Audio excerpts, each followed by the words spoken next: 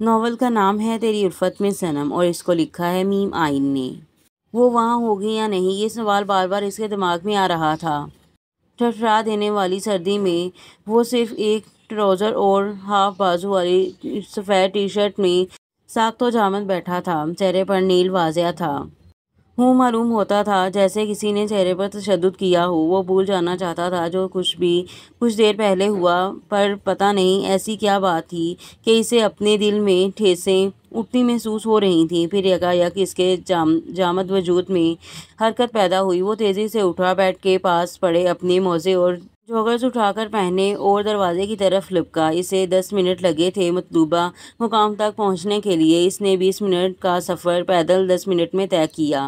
دروازہ ویسے ہی کھلا ہوا تھا۔ وہ تیزی سے اندر کی طرف لپکا۔ وہ وہیں تھی جہاں وہ اسے جاتے ہوئے دیکھ کر گیا تھا۔ وہ کرسی کے پاس اوندھے منہ پڑی ہوئی تھی۔ وہ اس کے پاس گیا اور اس کا رخ پلٹا۔ خون کی ایک لکیر اس کے ماتھے سے ہوتے ہوئے گردن تک آئی ہوئی تھی جو کہ سوکھ چکی تھی۔ اس نے پاس پڑی اس کی چادر اٹھائی اور اسے اڑا دی۔ وہ گھر سے لے کر یہاں آنے تک یہ سوچتا آیا تھا کہ وہ وہاں ہوگی یا نہیں، پر یہ خیال اسے ایک دفعہ نہیں آیا تھا کہ اگر وہ وہاں ہوئی تو وہ کیا کرے گا۔ اس نے آہستگی سے اسے باہوں میں بھرا اور وہاں سے نکل آیا۔ گھر پہنچ کر اسے نرمی سے بستر پر لٹایا اور پھر موبائل نکال کر ایک نمبر ڈائل کیا۔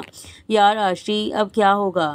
مجھے بہت ٹینشن ہو رہی ہے۔ امی کی صحت دن بہ دن گرتی جا رہی ہے۔ ڈاکٹر نے بولا ہے کہ انہیں ہسپتال داخل کروانا پڑے گا۔ میرے پاس پیسے بھی بہت کم رہ گئے ہیں۔ بس دعا کرو جلدی سے کوئی جاب مل جائے۔ وہ اپنے سامنے موجود اپنی دوسری دوست عائشہ سے کہہ رہی تھی۔ اس وقت وہ عائشہ کے بہت اصرار پر اسے ملنے ریسٹورانٹ آئی ہوئی تھی۔ وہ دونوں باتوں میں مگن تھی، اس بات سے بے خبر کہ ایک اور وجود ان کی باتوں سے فیضیاب ہو رہا ہے۔ مستقیم فارس اپنے ایک دوست سے ملنے ریسٹورانٹ آیا تھا۔ ان دونوں کی گفتگو اس کے کانوں تک بھی پہنچ رہی تھی۔ وہ نہ چاہتے ہوئے بھی ان کی آوازوں کی طرف متوجہ ہو گیا۔ آشی، اگر امی کو کچھ ہو گیا تو میں کیا کروں گی؟ لاکھ ضبط کے باوجود اس کی آواز بھر گئی اور آنکھوں میں آنسو آ گئے۔ اس کی بھرائی آواز پر بے ساختہ مستقیم کی نظریں اس کی جانب اٹھیں اور پلٹنا بھول گئیں۔ وہ لڑکی بہت حسین تھی۔ ایسا نہیں کہ مستقیم فارس نے حسین لڑکیاں نہیں دیکھی تھیں، پر اس لڑکی کی سنہری آنکھوں میں موجود نمی اور تکلیف نے اس کے دل کو اپنے قابو میں کر لیا تھا۔ وہ سفید لباس میں ملبوس اور دوپٹہ سر پر اوڑھا ہوا تھا۔ مستقیم کو وہ لڑکی بہت پاک لگی۔ ابھی وہ اسی میں گم تھا جب موبائل کی آواز نے اسے متوجہ کیا۔ اس کے جگری دوست کی کال تھی جو کہ آنے سے معذرت کر رہا تھا اور ایک ایمرجنسی کا بتا کر اسے فوری طور پر بلا رہا تھا۔ مستقیم نے نہ چاہتے ہوئے بھی اس پر سے نظریں ہٹائیں اور وہاں سے نکل آیا۔ وہ دعا حیدر تھی، لاکھوں منتوں مرادوں کے بعد پیدا ہونے والی اپنے والدین کی اکلوتی اولاد۔ حیدر عباس ایک بینک میں ملازمت کرتے تھے۔ ان کی اہلیہ سارا بیگم ان کی محبوب بیوی تھیں۔ کالج کے زمانے سے دونوں ایک دوسرے کو پسند کرتے تھے۔ حیدر صاحب نے والدین کو اپنی پسند کے بارے میں بتایا تو وہ بغیر کسی اعتراض کے خوشی خوشی سارا بیگم کو ہاتھ مانگنے چلے گئے اور وہاں سے بھی مثبت جواب ملا۔ یوں بغیر کسی رکاوٹ کے ان کی محبت کو منزل مل گئی تھی۔ حیدر عباس کے ایک ہی بڑے بھائی تھے، کریم عباس۔ ان کی اہلیہ شگفتہ بیگم ایک تلخ مزاج خاتون تھی اور سارا بیگم سے شروع سے ہی خار کھاتی تھیں۔ دعا کی پیدائش سے 1 سال قبل ہی انہوں نے ایک بچی کو جنم دیا۔ دعا کی پیدائش کے بعد یہ نفرت اور بھی بڑھ گئی کیونکہ ان کی بیٹی سونیا خوبصورتی میں دعا سے بہت کم تھیں۔ دونوں بھائی ایک ہی گھر کے الگ الگ پورشنز میں رہتے تھے۔ خادم حسین فاتح اٹھا نہیں اب تک کیا؟ ابراہیم خان نے اپنے ملازم سے پوچھا۔ وہ جانتے بھی تھے کہ آگے سے کیا جواب ملنے والا ہے، پر پھر بھی دل کے ہاتھوں مجبور ہو کر پوچھ بیٹھے۔ ارے ابراہیم، آپ جانتے ہیں نا وہ نہیں آئے گا، وہ بہت نفرت کرتا ہے مجھ سے۔ ایم سوری ابراہیم، میری وجہ سے آپ کا بیٹا آپ سے دور ہو گیا۔ وہ آنکھوں میں آنسو لیے ان سے کہہ رہی تھی۔ پلیز فائقہ، ایسے مت پریشان ہوں آپ۔ مجھے بالکل بھی اچھا نہیں لگتا آپ کا ایک بے بنیاد بات پر پریشان ہونا۔ وہ آپ کی وجہ سے نہیں بلکہ میرے لاپرواہیوں کی وجہ سے دور ہوا ہے مجھ سے۔ وہ نادم نظر آتے تھے۔ اتنے میں وہ سیڑھیوں سے اترتا دکھائی دیا۔ بلیک پینٹ شرٹ اور بلیک ہی ہوڈ والی جیکٹ، بلیک ہی شوز پہنے، ایک ہاتھ میں سن گلاسز اور گاڑی کی چابی پکڑے، چہرے پر سر تاثرات سجائے بغیر ان پر ایک نگاہ ڈالے وہ باہر کی طرف بڑھ گیا۔ پیچھے ابراہیم خان ایک سرد آہ بھر کے رہ گئے۔ ماما ماما کہاں ہیں آپ؟ وہ سارا بیگم کو آواز دیتی ہوئی نیچے آ رہی تھی۔ کیا ہوا دعا بیٹا، رزلٹ شو ہو گیا کیا؟ وہ دعا سے پوچھنے لگی۔ جی ماما، آپ کو پتہ ہے میں فرسٹ ڈویژن میں پاس ہوئی ہوں۔ وہ خوشی سے دمکتے چہرے کے ساتھ انہیں بتانے لگی۔ آج اس کا میٹرک کا رزلٹ تھا جس میں ہمیشہ کی طرح شاندار کامیابی حاصل کر چکی تھی۔ ماشاءاللہ، مجھے یقین تھا کہ میری بیٹی ہمیشہ کی طرح شاندار کامیابی حاصل کرے گی، وہ دعا کا ماتھا چومتے ہوئے بولی اور اس کو اپنے ساتھ لگائے لاؤنج میں لے گئیں۔ تبھی دروازے کی گھنٹی سنائی دی۔ میں دیکھتی ہوں ماما، آپ یہاں ہی رکیں۔ وہ دروازہ کھولنے کے لیے بھاگی۔ دروازہ کھولا تو سامنے ہی حیدر صاحب کو دیکھتے وہ خوشی سے چیختی ان کی باہوں میں سما گئی۔ پاپا، آپ کو پتہ ہے میں فرسٹ ڈویژن میں پاس ہوئی ہوں۔ وہ خوشی سے چہچہا رہی تھی۔ میری گڑیا ہے ہی بہت جینیس، مجھے پہلے ہی پتا تھا میری گڑیا کا رزلٹ بہت اچھا آئے گا۔ چلو اسی خوشی میں آج لنچ باہر کریں گے، ہم جلدی سے ریڈی ہو جاؤ آپ۔ وہ پھر سے اس کا ماتھا چوم کر کمرے کی طرف بڑھ گئے۔ آئی چکنی چمیلی منہ میں پان ڈالے اپنے پھٹے اسپیکر جیسی آواز میں وہ گانے کا ستیہ ناش کرنے میں مصروف تھا۔ جب اس کی نظر سامنے سے آتی اس حسینہ پر پڑی، وہ پان تھوکتا اس کی جانب بڑھا اور اپنی گندی نظریں اس کے وجود پر ٹکا دیں۔ حریم کی نظر جیسے ہی اس پر پڑی، اس نے اپنے قدموں کی رفتار تیز کر لی۔ ارے میری رانی، اتنی جلدی کس بات کی ہے؟ اپنے اس حسین چہرے کا صحیح طرح دیدار تو کرواتی جاؤ، ویسے اس گلابی لباس میں تو ستم ڈھا رہی ہو۔ اس کی ساری بکواس سن کر حریم کا چہرہ غصے اور ضبط سے سرخ پڑ گیا۔ بشیر بھائی پلیز راستہ چھوڑے میرا۔ وہ نظریں نیچی رکھ کر بہت ضبط سے بولی۔ ارے میری بلبل، ابھی وہ اپنا جملہ مکمل نہیں کر پایا تھا جب اس کا چھوٹا بیٹا اسے پکارتا اس کی طرف بھاگا چلا آ رہا تھا۔ وہ اپنی ماں کا پیغام لے کر آیا تھا۔ بشیر وہ کھلا کر تیزی سے اس کے ساتھ اپنے گھر کی طرف بڑھ گیا۔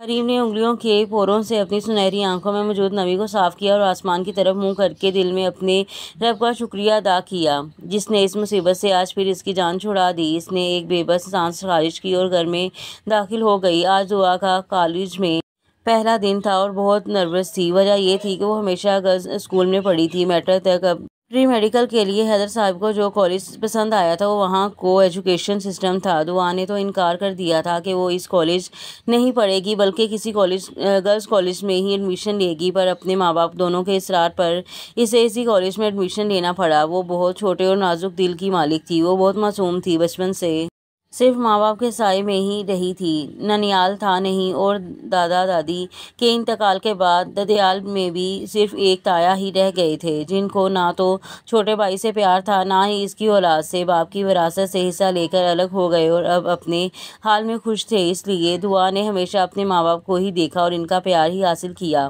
وہ اکلوتی تھی اور بہت لاڈلی تھی، اس لیے اس کے ماں باپ ہی اس کی کل کائنات تھے۔ وہ گراؤنڈ میں پریشان سی کھڑی تھی۔ حیدر صاحب اسے کالج کے باہر ڈراپ کر کے گئے تھے۔ وہ بہت سمجھا کے بھی گئے تھے کہ وہ پریشان نہ ہو، اگر کوئی مسئلہ ہوا تو ان کو کال کر دے۔ یہ موبائل بھی انہوں نے کچھ دن پہلے ہی دلوایا تھا کیونکہ اب اسے پڑھائی کے سلسلے میں اس کی ضرورت پڑنے والی تھی۔ وہ پریشان سی ادھر ادھر دیکھ رہی تھی جب اس کے پاس ایک لڑکی آئی۔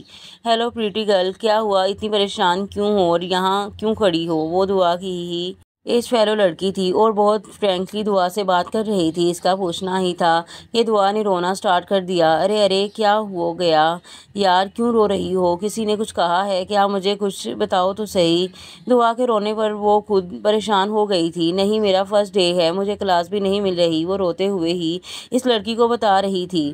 اف پاگل لڑکی، مجھے بھی ڈرا دیا۔ میں سمجھی پتہ نہیں کیا ہو گیا جو یہ پیاری سی لڑکی ایسے رو رہی ہے۔ میرا نام مایا ہے، تم مجھے ایمی بھی بول سکتی ہو۔ چلو اب اپنا نام بتاؤ جلدی سے، پھر تمہاری کلاس بھی ڈھونڈ لیتے ہیں۔ دعا کو بھی وہ لڑکی بہت اچھی لگی۔ میرا نام دعا حیدر ہے اور میں نے FSC پری میڈیکل میں ایڈمیشن لیا ہے۔ ارے واہ، تمہارا نام تو بہت پیارا ہے، بالکل تمہاری طرح۔ اور مزے کی بات بتاؤں، میرا بھی یہی سیکشن اور بیچ ہے۔ اس کا مطلب یہ کہ ہم دونوں کلاس فیلوز ہیں۔ دعا کو بہت خوشی ہوئی یہ سن کر کہ وہ اس کی کلاس فیلو ہے۔ کم از کم کوئی تو ایسا ملا جو اس سے اچھے سے بات کر رہا تھا اور وہ بھی اس سے اپنی پرابلمز ڈسکس کر سکتی تھی۔ پھر مایا نے دعا کا ہاتھ تھاما اور اسے لیے کلاس کی جانب بڑھ گئی۔ ابراہیم خان اپنے روم میں راکنگ چیئر پر بیٹھے ایک کتاب کا مطالعہ کر رہے تھے جب انہیں اوپر سے شور سنائی دیا، جیسے کوئی چیخ رہا ہو۔ انہوں نے کتاب رکھی اور جلدی سے اوپر کی طرف قدم بڑھائے۔ یہ آوازیں فاتح کے کمرے سے آ رہی تھیں۔ دروازہ کھلا ہوا تھا۔ فائقہ بیگم فاتح کے پاس سر جھکا کر کھڑی تھی اور وہ چیزیں اٹھا کر پھینک رہا تھا اور چیخ رہا تھا، یہ کیا ہو رہا ہے یہاں؟ فائقہ آپ کیوں رو رہی ہیں؟ اور فاتح تم یہ کیا کر رہے ہو؟ یہ کمرے کا کیا حشر کیا ہے اور ایسے چیخ کیوں رہے ہو؟ وہ پہلے فائقہ بیگم اور پھر فاتح سے استفسار کرنے لگا۔ میں نے کہا تھا نا کہ اپنی بیوی سے کہیں کہ میرے معاملات سے دور رہیں۔ وہ اور ان کی ہمت کیسے ہوئی میرے کمرے میں آ کر میری ماں کی چیزوں کو ہاتھ لگانے کی؟ اٹس انف ڈیڈ، میں اب ایک سیکنڈ بھی یہ سب برداشت نہیں کر سکتا۔ میں اپنی ماں کی یادوں کو لے کر جا رہا ہوں یہاں سے۔ آپ اور آپ کی مسز یہاں پر سکون سے رہیں۔ اس نے بیگ اٹھایا اور وہاں سے نکلنے لگا۔ رک جاؤ فاتح، بات تو سنو، کہاں جاؤ گے؟ تم کیسے سروائیو کرو گے؟ میں جہاں بھی جاؤں آپ کو اس بات سے کوئی کنسرن نہیں ہونا چاہیے اور جیسے تیسے میں اپنا بندوبست کر لوں گا۔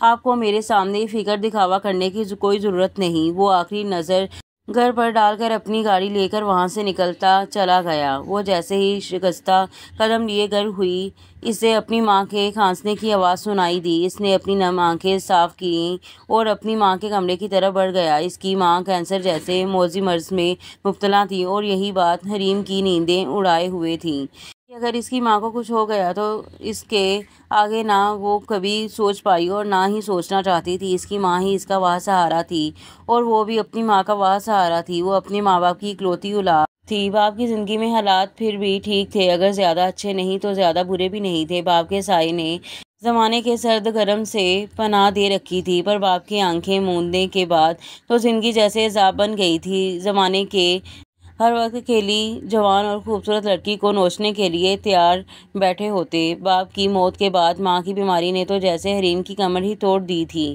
اوپر سے گھر کے مالی حالات بھی دن بدن خراب ہوتے چلے جا رہے تھے۔ وہ اپنی تعلیم بھی ادھوری چھوڑ چکی تھی۔ آج کل وہ کسی جاب کی تلاش میں تھی جو کہ اتنی تعلیم کے ساتھ ملنا مشکل تھی۔ آج بھی وہ ایک اسکول میں ٹیچنگ کے لیے اپلائی کرنے گئی تھی، پر وہاں کے پرنسپل کے اپنے وجود پر اٹھتی گندی نظروں سے وہ انجان نہیں تھی۔ وہاں سے بھی اٹھ کر نکل آئی اور واپسی پر بشیر کی گھٹیا باتوں نے اسے اور بھی دل برداشتہ کر دیا تھا۔ اس نے ساری سوچوں کو دماغ سے جھٹکا اور اپنی بیمار ماں کی جانب متوجہ ہو گئی۔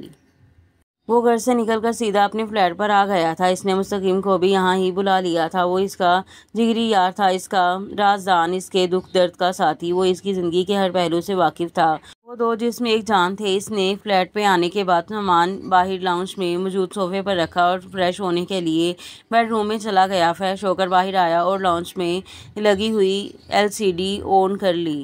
اس کا سر شدید درد کر رہا تھا اور اس نے اب تک کھانا بھی نہیں کھایا تھا۔ اس کا کھانا بنانے کا فی الحال کوئی موڈ نہیں تھا۔ اس نے سوچا کہ چائے ہی پہ گزارا کر لیا جائے، کم از کم سر درد میں تو افاقہ ہوگا۔ ابھی وہ کچن کی طرف بڑھ ہی رہا تھا جب اس سے ڈور بیل سنائی دی۔ وہ جانتا تھا کہ اس وقت دروازے پر کون ہوگا۔ اسی امید کے عین مطابق مستقیم ہی تھا۔ دروازے پر فاتح نے دروازہ کھلا ہی چھوڑ دیا تھا اور خود پھر کچن کی طرف بڑھ گیا۔ مستقیم بھی دروازہ بند کر کے اس کے پیچھے کچن میں ہی آ گیا۔ اس کے ہاتھ میں کھانے والا بیگ تھا جو وہ ابھی آتے ہوئے اپنے ساتھ لایا تھا۔ اس نے وہ بیگ شیلف پہ رکھا اور برتن میں کھانا نکالنے لگا۔ لو جی، یہی رہ گیا اپنی زندگی میں اب بس۔ لوگوں کی بیویاں ان کے گھر واپس آنے پر ان سے کھانے کا پوچھتی ہیں اور پھر نہایت پیار سے کھانا لگاتی ہیں اپنے شوہر کے لیے، پر مجھے لگتا ہے مجھے ایک کمینے دوست کی بیوی ہی بن کر رہ جاؤں گا بس۔ مستقیم کے اس طرح دہائی دینے پر فاتح کے ہونٹوں پر مسکراہٹ آ گئی جس کو اس نے فوراً لب دبا کر چھپا لیا۔ ہنس لے کمینے، مزہ لے لے تو میری اس مسکین حالت کا، مجھ سے لکھوا لے۔ جتنا بھی تیرا خیال رکھتا ہوں نا، تیری فیوچر وائف بھی نہیں رکھے گی۔ اب دیکھ، میں جانتا تھا میرے جگر نے کھانا نہیں اب تک کھایا ہوگا، اس لیے آتے ہوئے کھانا لیتا آیا۔ وہ اپنی ہی ہاناک رہا تھا۔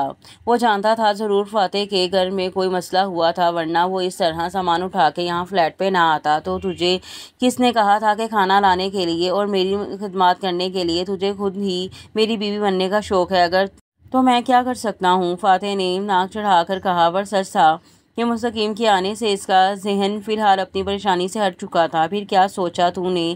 اب آفس کب سے ری جوائن کر رہا ہے؟ کھانا کھانے کے بعد اب وہ فاتح سے اس کے نیکسٹ پلان کے بارے میں پوچھ رہا تھا۔ نہیں، فی الحال آفس نہیں جوائن کر رہا، نیکسٹ ویک سے سٹارٹ کروں گا۔ تب تک संभाल लो तुम ही। दानियाल अंकल की कॉल आई थी।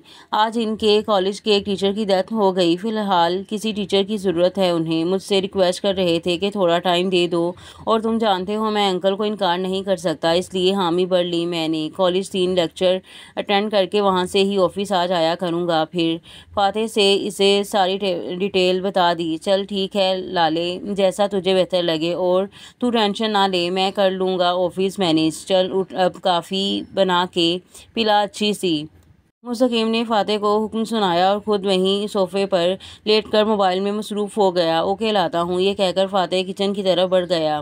दुआ और माया क्लास में साथ ही दाखिल हुई। लास्ट बेंच खाली था, वो दोनों जाकर वहां बैठ गईं। तमाम स्टूडेंट्स आपस में बातों में मगन थे। दुआ और माया भी एक दूसरे को अपनी फैमिली और अपने रिजल्ट के बारे में बताने लगी। माया को वो मासूम और प्यारी सी गुड़िया जैसी लड़की बहुत पसंद आई थी। वो दोनों एक दूसरे की तरफ दोस्ती का हाथ बढ़ा चुकी थीं। ये आगाज था दुआ हैदर और माया हसन की दोस्ती का। माया बहुत कॉन्फिडेंट लड़की थी और दुआ इसके बिल्कुल बरक्स। दुआ बचपन से ही बस माँ बाप की छाँव में रही थी। इसकी स्कूल में भी कोई दोस्त नहीं थी। माया हसन इसकी पहली दोस्त थी, वो पहली लड़की जिसे दुआ हैदर ने दोस्ती का शर्फ बख्शा था। अभी वो सब बातों में मसरूफ़ थे जब प्रिंसिपल सर फातेह के साथ क्लास में दाखिल हुए। उन्होंने स्टूडेंट्स को कॉलेज में वेलकम करने के बाद इनसे फातेह का तारुफ करवाया। इसके बाद प्रिंसिपल सर वहाँ से रवाना हो गए तो फातेह क्लास की तरफ मुतवज्जा हुआ। अस्सलाम वालेकुम students, my name is Fateh Ibrahim Khan. I did my MBBA 3 years ago. Now I am here to teach you physics. Now stand up one by one and interview yourself. इसके चुप होते ही एक शहर था जो टूटा था। इसकी पर्सनैलिटी के बाद इसका बोलने का अंदाज सराहना था। इसके कहने पर सब स्टूडेंट्स बारी बारी खड़े होकर अपना तारुफ करवाने लगे। अरे यार दुआ सर कितने हैंडसम हैं ना यार, बिल्कुल टर्किश हीरोज़ की तरह। वो दुआ के कान के करीब झुककर बोली, लेकिन दुआ ने जवाब ना दिया। वो नोटबुक पर झुककर कुछ लिखने में मसरूफ़ थी। इतने में माया की बारी आई तो इसने भी खड़े होकर अपना इंट्रोडक्शन करवाया। इसके बाद अब फातेह अगले स्टूडेंट के बोलने का इंतज़ार कर रहा था। वो लड़की झुककर कुछ लिखने में मसरूफ़ थी, इसका चेहरा नहीं नज़र आ रहा था। इस तरह सिर्फ सफ़ेद मोमी हाथ ही नज़र आ रहे थे जो तेज़ी से कुछ लिखने में मसरूफ़ थे। माया ने इसको बाजू से पकड़कर होश दिलाया और इसका ध्यान सर की तरफ करवाया। इसने जैसे ही सर उठाया, इसकी कांच की नीली आंखें फातेह के भूरी आंखों से टकराई थीं। इसके चेहरे पर पड़ने वाली पहली नज़र ही फातेह इब्राहिम खान का चैन वैन सब ले उड़ी थी। पल भर में ही फातेह इब्राहिम का दिल लुटने को तैयार हुआ था। वो मासूमियत का पैकर थी और हसीन थी, बहुत हसीन, बिल्कुल किसी शायर की गज़ल के जैसी, शबनम के बहुत पहले कतरे के जैसी, पाक और शफाफ। फातेह इब्राहिम का दिल डोलने लगा था इसे देखकर। अगर कोई इस वक्त फातेह इब्राहिम से पूछता कि दुनिया का सबसे खूबसूरत मंजर कौन सा है, तो वो आंखें बंद करके एक लम्हे से पहले जवाब दे देता। दुआ हैदर के चेहरे पर पड़ने वाली पहली नज़र, और ये पहली नज़र ही फातेह इब्राहिम को ले डूबी थी। दिल को बड़ी मुश्किल से मादा कर पाया था वो। इसके चेहरे से नज़रें हटाने से दुआ ने जल्दी से अपना नाम बताया और वापस बैठ गई। वो आज फिर एक दफ़ा अपनी किस्मत आजमाने निकली थी। इसने एक कंपनी का ऐड देखा था जहां स्टाफ की अच्छा ज़रूरत थी। वो जानती थी कि इसकी तालीम नाकाफ़ी है इस पोस्ट के लिए, लेकिन फिर भी वो अपने दिल की आवाज़ पर लबैक कहते हुए अल्लाह का नाम लेकर घर से निकल पड़ी थी। इसके पर्स में इस वक्त सिर्फ 200 रुपये ही थे।